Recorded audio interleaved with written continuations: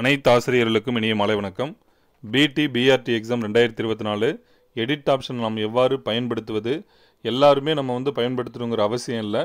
விருப்பம் உள்ளவங்க நம்ம ஏற்கனவே கொடுத்துருக்கக்கூடிய தகவல் சரியாக இருக்காங்கிறத செக் பண்ணி பார்த்துக்கலாம். சரிங்களா?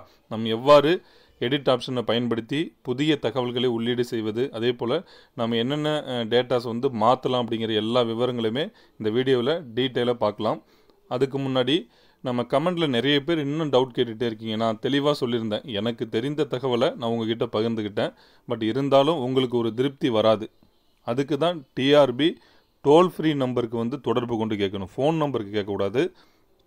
இந்த 1800 கால் பண்ணிங்கன்னா நிச்சயம் கொஞ்சம் ஒரு சில டைம் 2 நிமிடத்துக்குள்ளார நம்மளுக்கு கால் அட்டன் பண்ணிடுறாங்க. இல்லைனா ஒரு 10 நிமிடங்கள் கூட வெயிட் பண்ணுற மாதிரி சூழ்நிலையெல்லாம் வருது. அதனால் பொறுமையாக தான் இருந்து நீங்கள் கேட்கணும்.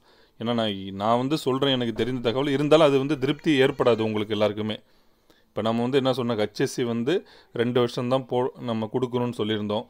அதே போல் மீடியம் ஆஃப் கொஸ்டின் பேப்பர் நீங்கள் எந்த மீடியம் கொடுத்தாலும் பிரச்சனை இல்லைன்னு சொல்லியாச்சு. இந்த யூஜி பர்சன்டேஜ், இந்த பர்சன்டேஜ் கால்குலேட் பண்ணும்போது எப்பயுமே நம்ம வழக்கமாக பார்ட் 3, இப்போ நான் கெமிஸ்ட்ரி அப்படின்னா பார்ட் 3ல் உள்ளதை தான் நான் நார்மலாக நம்ம சர்டிஃபிகேட்லையுமே இருக்கும். இதில் நம்ம ஆட் பண்ணி போடும்போது அப்படி தான் இருக்கும். பட் ஆனால் இப்போ என்ன சொன்னாங்க, யாரோ டிஆர்பி ஹெல்ப்லைன் கால் பண்ணி கேட்கும்பொழுது அவங்க இல்லை எல்லா பாடங்களுக்குமே நீங்கள் ஆட் பண்ணி போடணும்னு சொல்லிட்டாங்க. உடனே இப்போ இந்த ஒரு நியூஸ் பரவிடுச்சு. இப்போ நம்ம நார்மலாக யூஜி பர்சன்டேஜ் அப்படின்னா நம்ம மேஜரில் உள்ளது தான் நம்ம அப்லோடு பண்ணியிருப்போம். அதை நான் எனக்கு தெரிஞ்சதை நான் சொல்லிட்டேன். இதனால் ஒன்றும் ப்ராப்ளம் இல்லைங்க. யாருக்கு ப்ராப்ளம் அப்படின்னு கேட்டிங்கன்னா, இந்த 50% கம்மியாக இருக்கிறவங்க, 45% இந்த எலிஜிபிள் கொடுத்துருக்காங்கல்ல ஒவ்வொருத்தவங்களுக்கும், அவங்களுக்கு தாங்க பிரச்சனை. அவங்களுக்கு தான் இந்த மாதிரி கால்குலேட் பண்ணும்போது மாறிச்சுன்னா அவங்க அப்ளை பண்ண முடியாத சூழல் ஏற்படும். அது அவங்களுமே டிஆர்பி ஹெல்ப்லைன் தொடர்பு கொண்டு கேட்டுப்பாங்க. மற்றவங்கலாம் இதனால் நீங்கள் ஒன்றும் பெரிய பாதிப்புலாம் எதுவும் கிடையாது அப்படின்னு நான் தெளிவாக சொல்லிட்டேன். இல்லை அதுவும் இல்லை, உங்களுக்கு மாற்றணுன்னா தாராளமாக மாற்றிக்கிங்க. அதெல்லாம் ஒன்றும் ஒரு பிரச்சனையுமே கிடையாது. நீங்கள் எல்லாத்தையுமே ஆட் பண்ணி இப்போ பர்சன்டேஜ் மாற்றினாலும் ஒன்றும் ப்ராப்ளம் இல்லை. ஏற்கனவே கொடுத்துருக்கிறது பார்ட் 3 மட்டும் ஆட் பண்ணி போட்டிருந்தாலும் அங்கே மார்க் ஷீட்டில் இருக்கிறது கொடுத்துருந்தாலும் ஒன்றும் இதனாலலாம் எந்த பிரச்சனையுமே கிடையாது. சரிங்களா? நம்ம தான் டீட்டெயிலாக சொன்னோங்களே, இந்த ஸ்பெஷல் கோட்டா இதே மாதிரி உங்கள் பேர் கொடுக்கறது, உங்களுடைய பாடம் கொடுக்கறது, இந்த கம்யூனிட்டி சர்டிஃபிகேட் கரெக்டாக கொடுக்குறோமா, ஃபாதர் நேம் அதில் இருக்கா அப்படிங்கிற எல்லா விவரங்களும் நம்ம உள்ளீடு செய்கிறதுல கரெக்டாக இருக்கணும். அடுத்த டவுட்டு, கான்டாக்ட் சர்டிஃபிகேட் நம்ம அப்லோட் பண்ணுற மாதிரி கேட்டிருந்தாங்க.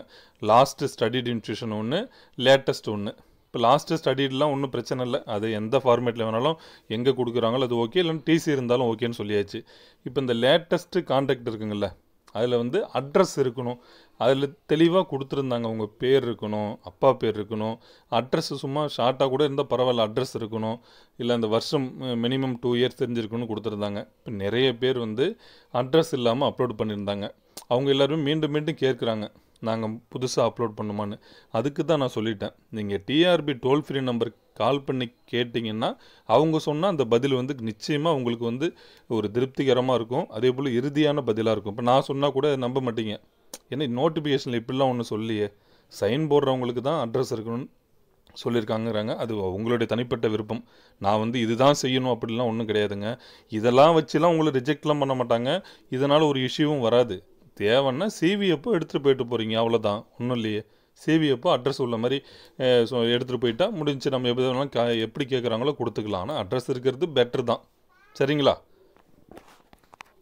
இப்போ பாருங்கள், நம்ம டிஆர்பி வெப்சைட்டில் அப்ளை ஆன்லைன் இருக்கும். அதில் நம்ம பிடி பிஆர்டி எக்ஸாமில் அப்ளிகேஷன் க்ளோஸ்டுன்னு இருக்கும். அதில் சைன்இன் பக்கத்தில் இருக்கும். அந்த சைன்இன் கிளிக் பண்ணிங்கன்னா உங்களுடைய லாகின் ஐடியும் பாஸ்வேர்டும் நம்ம கொடுக்கணும். லாகின் ஐடினா இப்போ நம்ம பிடி பிஆர்டி 010324 அந்த நம்பர் ஒன்று நம்மளுக்கு வந்திருக்கும்ல, அந்த நம்பர் தான் லாகின் ஐடி.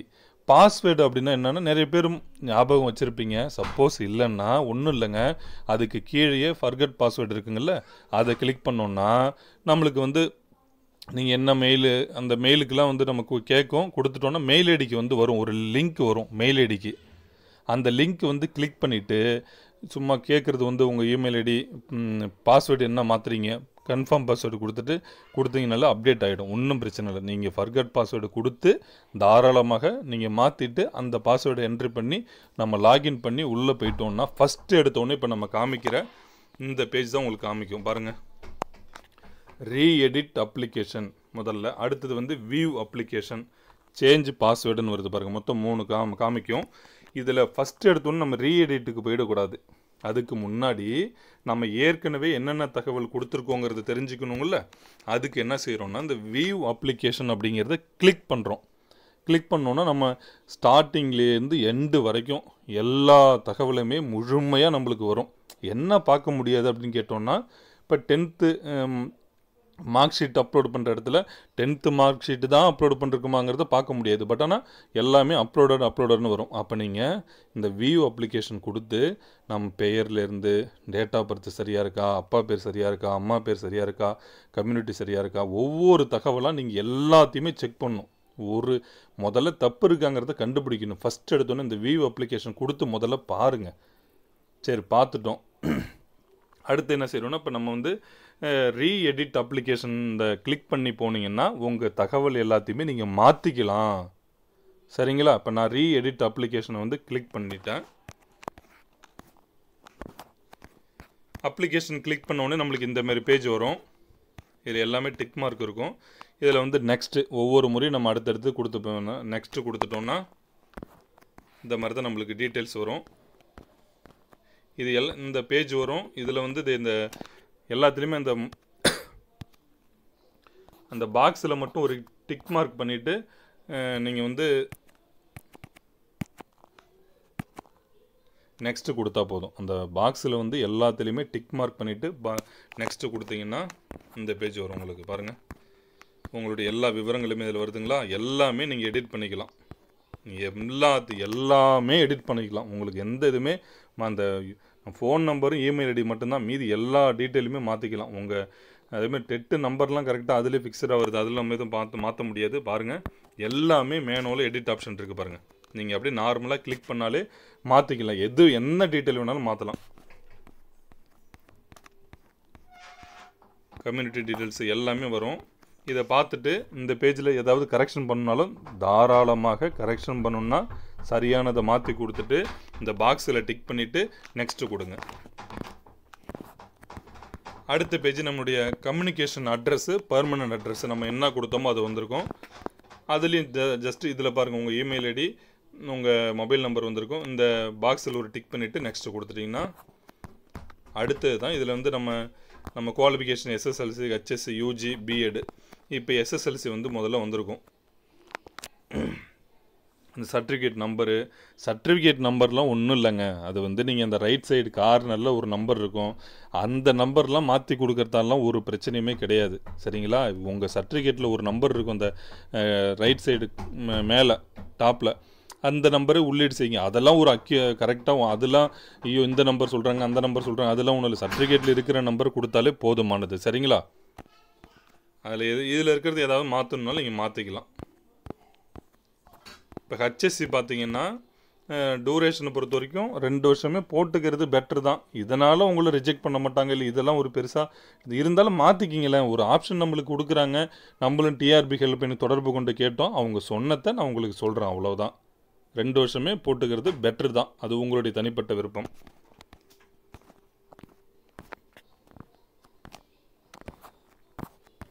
அடுத்து வந்து பாருங்கள், பிஎஸ்சி.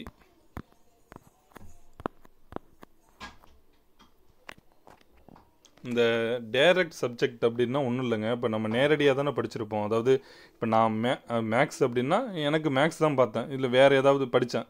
இப்போ நான் வேறு ஏதாவது மேக்ஸ் வித் கம்ப்யூட்டர் அப்ளிகேஷன், இல்லை வேறு ஏதாவது வந்து பிஎஸ்சி ஸ்டாட்டிஸ்டிக்ஸ் முடிச்சுட்டு அது ஈக்குவலண்ட்னா தான் ஈக்குவலண்ட்னு கொடுக்கணும். மற்ற நார்மலாக நம்ம வந்து மேஜர் வந்து physics, chemistry, maths, botany, zoology, Tamil, இங்கிலீஷ்லாம் டைரக்டாக தான் கொடுக்கணும். நம்ம காலேஜ் பேர் கொடுத்துறீங்க, யூனிவர்சிட்டி கொடுக்குறோம். அந்த யூஜிசி வந்து ரெக்கக்னைஸ் ஆகிருக்கா, தான், இயர் ஆஃப் பாசிங்கு, இதுவும் நம்ம கொடுத்துட்டு பர்சன்டேஜெலாம் ஒன்றும் பிரச்சனை இல்லைங்க.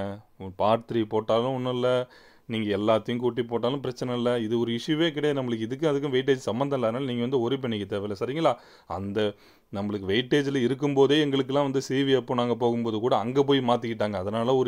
இதனால் ஒன்றும் நீங்கள் வந்து ஒரு ப்ராப்ளமே கிடையாது உங்களுக்கு. அடுத்து வந்து மெயினாக இந்த இதில் தான் நீங்கள் பார்க்கணும். என்ன அப்படின்னு கேட்டிங்கன்னா, இப்போ நம்ம என்ன சர்டிஃபிகேட் அப்லோடு பண்ணுறோம். இப்போ நேம் ஆஃப் அப்லோடிங் சர்டிஃபிகேட் அப்படின்னு ஒன்று கேட்குதுங்களா. யூஜிக்கு வந்து நீங்கள் டிகிரி சர்டிஃபிகேட் வேணுமா, இல்லை ப்ரொஃபஷனல் வச்சுருக்கீங்களா?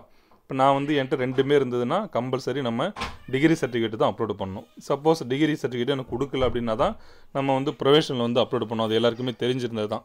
இதில் கரெக்டாக கொடுத்துடுங்க. இங்கே கொடுக்கறதையே அப்லோடும் பண்ணியிருக்கணும். அதோட நம்பர் வந்து கொடுங்க. இதில் ஏதாவது மாற்றணுனாலும் மாற்றிக்கிங்க. அடுத்த பிஎட்டும் பாருங்கள். பிஎட்டில் வந்து எங்களுக்கு வந்து இன்னும் டிகிரி வந்து கொடுக்கவே இல்லை, கான்வெகேஷனு நாங்கள் ப்ரொஃபஷனல் மட்டும்தான் வச்சுருக்கோம் அப்படின்னா ப்ரொஃபஷனல் சர்டிஃபிகேட்னு கொடுத்துட்டு அதனுடைய டீட்டெயில்ஸை அங்கே அந்த சர்டிஃபிகேட் அப்லோட் பண்ணணும். இதெல்லாம் கொடுத்துட்டு கடைசியில் இந்த பாக்ஸ் இருக்கும் டிக் பண்ணிவிட்டு நெக்ஸ்ட்டு கொடுங்க. அடுத்து பார்த்தீங்கன்னா வேறு ஏதாவது நீங்கள் பிஎஸ்டிஎம் கோட்டாவில் வந்து ஏற்கனவே நான் வந்து இல்லைன்னு கொடுத்தேன், இல்லை எனக்கு இப்போ வந்து நான் மாற்றணும், எஸ் கொடுக்கணுன்னா தாராளமாக நீங்கள் கொடுத்துக்கலாம். இல்லை நான் ஏற்கனவே வந்து எஸ்ஸை தெரியாமல் கொடுத்துட்டேன், இப்போ நோன்னு மாற்றணுனாலும் தாராளமாக மாற்றிக்கொள்ளலாம். இல்லை எல்லாம் சரியாக தான் இருக்குது, இல்லை நான் மாற்றிட்டேன் அப்படின்னா டிக் மார்க் கொடுத்துட்டு சப்மிட் கொடுங்க. டிக் மார்க் கொடுத்துட்டு சப்மிட் கொடுக்கணும். அடுத்து பார்த்தீங்கன்னா எந்த டிஸ்ட்ரிக்ட் வந்து உங்களுக்கு எக்ஸாம் சென்டரு, உங்கள் டிஸ்ட்ரிக்ட் பார்த்துக்குங்க. அதாவது எக்ஸாமினேஷன் எந்த டிஸ்ட்ரிக்டில் போட்டிருக்கீங்க, அதே போல் என்ன மேஜர் வந்து ரொம்ப ரொம்ப முக்கியமானது. மீடியம் ஆஃப் எக்ஸாமினேஷன் வந்து பிரச்சனை இல்லைன்னு சொல்லிட்டேன். நீங்கள் தமிழ் கொடுத்துருந்தாலும் ப்ராப்ளம் இல்லை, இங்கிலீஷ் கொடுத்தாலும் நம்மளுக்கு 2 லாங்குவேஜில் தான் வரும். இதெல்லாம் மோஸ்ட்லி இல்லைன்னு தான் கொடுத்துருப்பீங்க. இதுலேயுமே அந்த நீங்கள் ஏதாவது சப்போஸ் மாற்றி கம்யூனிட்டி டீட்டெயில்ஸ் வந்து மாற்றிருந்தீங்கன்னா மேபி இந்த இடத்துல நோ நீட் டு பேக்கு பதிலாக நீட் பேன்னு காமிக்கும். சப்போஸ் மாற்றி கம்யூனிட்டி வந்து மாற்றுற மாதிரி இருந்தால் இந்த பாக்ஸில் கிளிக் பண்ணிவிட்டு நெக்ஸ்ட்டு கொடுத்தீங்கன்னா இதுதான் ரொம்ப முக்கியமானது. இதில் என்ன ஒரு ப்ளஸ் அப்படின்னு பார்த்தீங்கன்னா, இப்போ அப்ளிகன் ஃபோட்டோ இது வந்து எல்லாமே நீங்கள் மாற்றிக்கலாம்.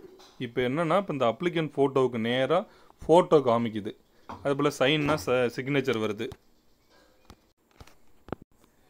அதுவும் நம்ம வந்து மாற்றிக்கலாம். டெட்டு சர்டிஃபிகேட்டு, அதாவது முன்னாடிலாம் வந்து அந்த ஃபைலை வந்து நம்ம ஓப்பன் பண்ணி பார்த்தா தான் தெரியும். இப்போ அந்த நேராக பார்த்தீங்கன்னா நல்லா கிளியராகவே தெரியுது. 10th மார்க் ஷீட்டாக இருந்தால் கரெக்டாக அந்த மார்க் ஷீட்டோட இமேஜே நம்மளுக்கு பக்கத்தில் வந்து தெரிகிற மாதிரி தான் கொடுத்துருக்காங்க. அது நீங்கள் வேணால் பார்த்துட்டு நம்ம சப்போஸ் மாற்றுற மாதிரி இருந்ததுன்னா இந்த பாருங்க இதில் சூஸ் டாக்குமெண்ட்டுன்னு இருக்குது பார்த்தீங்களா, அதை கொடுத்து நீங்கள் என்ன ஃபைலோ மாற்றிக்கலாம். அப்போ இதுவும் நம்ம வந்து எல்லா டாக்குமெண்ட்டுமே மாற்றிக்கலாம். சரிங்களா? Community certificate, SSLC, HSC, UG degree or ப்ரொஃபஷனல்னு கேட்டிருக்காங்க. இதில் என்ன நீங்கள் வந்து அங்கே கொடுத்தீங்களோ யூஜியில் வந்து என்ன சர்டிஃபிகேட்டு, இப்போ என்கிட்ட டிகிரி இருக்குன்னா டிகிரின்னு கொடுத்துருந்தீங்கன்னா இங்கே அதே டிகிரி சர்டிஃபிகேட் வந்து அப்லோட் பண்ணுங்கள்.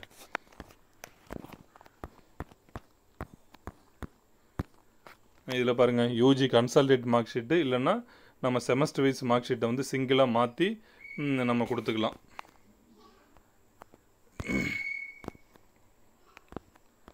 அடுத்து பிஎட் டிகிரி, பிஎட் அந்த போல் டிகிரி ஆர் ப்ரொஃபஷனில் அதோடைய கன்சல்டேட் மார்க் ஷீட்டு கொடுக்குறோம். கான்ட்ராக்ட் சர்டிஃபிகேட்டு ஆர் டிசி அது வந்து பிரச்சனை இல்லை, நம்மளுக்கு அந்த டீட்டெயில் கொடுத்துக்கலாம். லேட்டஸ்ட்டு கேரக்டர் சர்டிஃபிகேட்டு, அது கெஸ்டட் ஆஃபீஸர் வாங்கினது. Valid ID photo ID proof வந்து ஆதார்னா ஆதார், இல்லை என்ன கொடுத்துருக்கீங்களோ அந்த நம்பர் ஏற்கனவே நம்ம கொடுத்துருப்போம். ஒரு நம்பர் கொடுத்தவங்க இல்லை அந்த நம்பர் ஆதார் நம்பர் கொடுத்தோன்னா ஆதார் ப்ரூஃப் தான் இதில் வந்து அப்லோட் பண்ணியிருக்கணும். இதெல்லாம் கொடுத்துட்டு இந்த டிக் மார்க் கொடுத்து சப்மிட் கொடுத்துட்டிங்கன்னா உங்களுக்கு கடைசியாக வந்து இந்த பேஜ் வந்துடும்.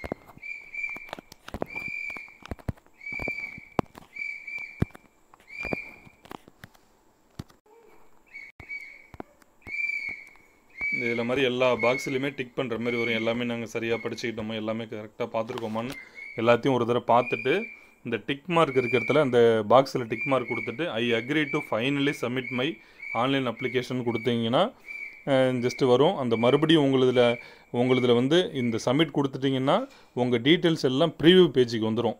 சரி நம்ம என்னென்னலாம் மாற்றணும் அதெல்லாம் கரெக்டாக மாறி இருக்கா, இப்போ நம்ம வந்து மாற்றணும்ல அதெல்லாம் கரெக்டாக மாறி இருக்கான்னு பார்த்துட்டு கடைசியாக ஃபைனல் சப்மிட் கொடுத்தாச்சுன்னா அவ்வளோதான். அந்த அப்ளிகேஷனை வந்து நீங்கள் பிரிண்ட் அவுட் எடுத்துக்கலாம். இவ்வளவு தான். நம்ம ஒவ்வொரு ஸ்டெப்பாக ஈஸியாக தேவைப்படுறவங்க மட்டும் எடிட் ஆப்ஷனை வந்து பயன்படுத்திக்கலாம். இல்லை தேவையில்லாதவங்க ஒரு தடவை பார்த்துக்குங்க, உள்ளே எடிட்லாம் பண்ண வேணாம். சும்மா நம்ம அப்ளிகேஷன் பிரிண்ட் அவுட் எடுத்து வச்சுருக்கவங்களுக்கு பிரச்சனை இல்லை. அந்த அப்ளிகேஷன் ஒரு முறைக்கு 2 முறையாக எல்லா தகவலுமே பார்த்துக்குங்க. ஆல்மோஸ்ட் நான் எல்லா டவுட்டுமே சொல்லியிருப்பேன்னு நினைக்கிறேன். இதை மீறியும் இன்னும் டவுட் இருக்குன்னா தாராளமாக டிஆர்பி டோல் ஃப்ரீ நம்பரை காலையில் 10 மணியிலேருந்து நம்மளுக்கு 5:30 மணி வரைக்கும் நம்மளுக்கு லைன் வந்து கிடைக்கும். நீங்கள் 10 மணிக்கே ட்ரை பண்ணிங்கன்னா கண்டிப்பாக கிடைச்சிரும். உங்களுக்கு உங்கள் டவுட்ஸ் வந்து கிளியர் பண்ணிக்கலாம். அனைவரும் தேர்வில் வெற்றி பெறுவதற்கு என்னுடைய சார்பாக மனமார்ந்த வாழ்த்துக்கள். நன்றி.